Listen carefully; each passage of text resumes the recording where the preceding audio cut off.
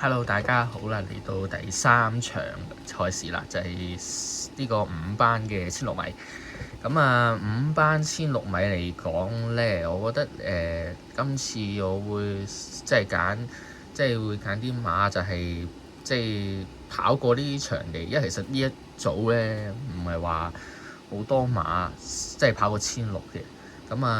如果你話要揀咧，1、2、3，我會同大家分析先咯。咁你話第一特別美麗，咁其實我覺得特別美麗佢佢跑1800去贏馬啦，佢去1600其實係好定壞咧？我覺得先唔好講好壞先，你睇翻布文同佢贏嗰場啊，其實布文如果唔係發現到步速慢，而佢選擇嗰一下中段變走，其實佢冇機會贏嘅喎，佢可能都仲係跑過比較稍為唔好差少少嘅名次，所以其實我覺得佢嗰次布文個發揮係因為佢中段變走咯。但係當然啦，佢翻到嚟沙田呢度都跑過第3，咁可能佢會揸住1800嘅級數啦，去1600可能真係會有一定嘅勝算喺度嘅。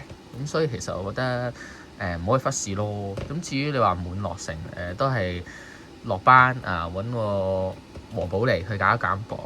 咁其實你話，我覺得佢上咗一次1600之後，佢又入咗一個比較冷嘅第3，有個冷嘅位置啦，跑第3。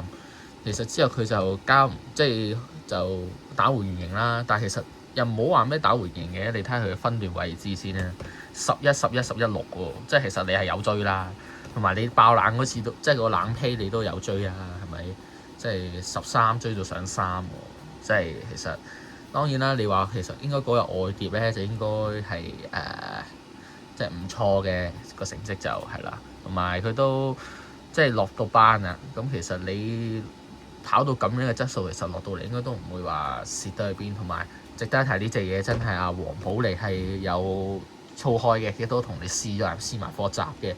咁佢課閘咧就你話佢落腳慢，但佢肯同你追前咧，3歲仔算係咁啦，係咪先？其實3歲唔係好大個啫嘛，隻馬係咪？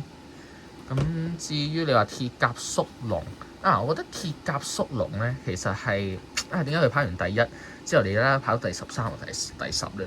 你諗下一樣嘢，你跑完1600，你走去上跑2000，係冇乜可能嘅，基本上一定輸嘅。即係你又唔翻自己贏馬路程，跑個1800都係輸。其實1800同1600係表面睇其實都係長咗啲嘅直路，但係你諗下，你長咗就長咗㗎啦，隻馬適應唔到，係咪先？冇乜力合就冇力㗎啦。你諗下，其實你而家跑翻個1600，你自己首本路程其實真係可以預翻佢一注喎。其實你排翻個7檔，你贏馬排10檔啊嘛。咁其實係有嗰個勝算嗰個面喺度咯。咁至於你話其實56都跑得近嘅喎，但係你唔好忘記喎，56係上次跑1400，你今次要去1600。你話我覺得金鑽精靈咧，佢有過一次谷草嘅1650經驗咧，就唔代表大晒嘅。你諗下，仲要跑得衰。當然啦，你有一次嘅經驗，雖然你輸咗，但係你有一次經驗。但係至於你今次揾艾杜拿咧，你冇咁熟手啊嘛，係咪先？你操佢一次大晒咩？我覺得係咯。所以其實我覺得你一隻馬，你好講人馬合唔合拍嘅，你唔合拍講乜都冇用。係咯，好似你外國馬咁樣，其實外國馬你人馬唔合拍就真係好難搞嘅，所以點解有時外國馬咧佢爆冷就咁解？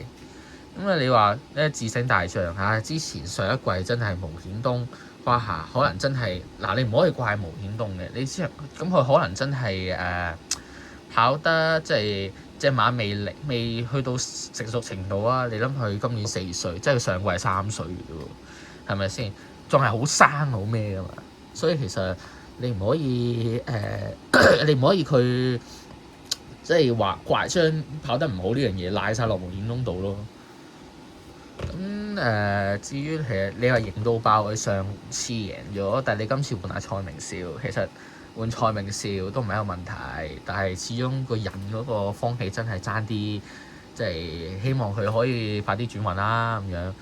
咁所以其實呢一場嚟講，我會揀，即係你話真係會揀，真係有信心嘅，其實揀3號咯。你難得3號翻去自己首本路程，其實如果你話 Win Pay 唔預佢得住，其實好咩嘅喎。其實我諗應該嗰一日應該個賠率上應該都有分頭嘅，係咯。因為你畢竟你其實跑完次第一，你2場都落敗，其實個賠率都會應該有得分俾你嘅。但係你諗下佢贏馬嗰場都13倍啦，我諗都有10倍嘅，好咯。咁多謝大家收睇，歡迎 comment、like 同埋 subscribe 啦，多謝。